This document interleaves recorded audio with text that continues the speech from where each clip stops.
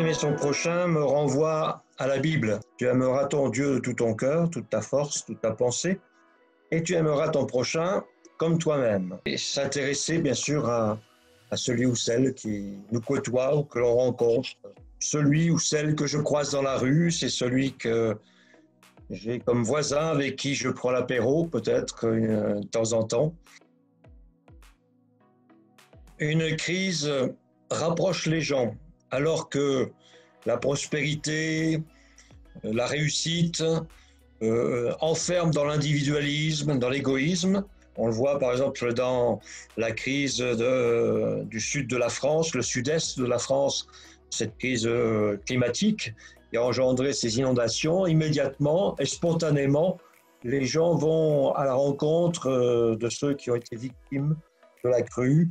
Vont proposer un café, vont proposer des vêtements, vont proposer des repas chauds. C'est automatique. J'ai eu l'occasion de vivre ça dans une autre ville. Il n'y a même pas besoin de discours, c'est quasi spontané. De suite, les gens se mettent au service des autres. Un chrétien est habité par Dieu et sa parole, et il a fait lui-même l'expérience de l'amour de Dieu. Et cette expérience de l'amour de Dieu, j'allais dire, le transforme en missionnaire. Il a envie de porter cet amour, il a envie de le partager, il a envie de l'exprimer.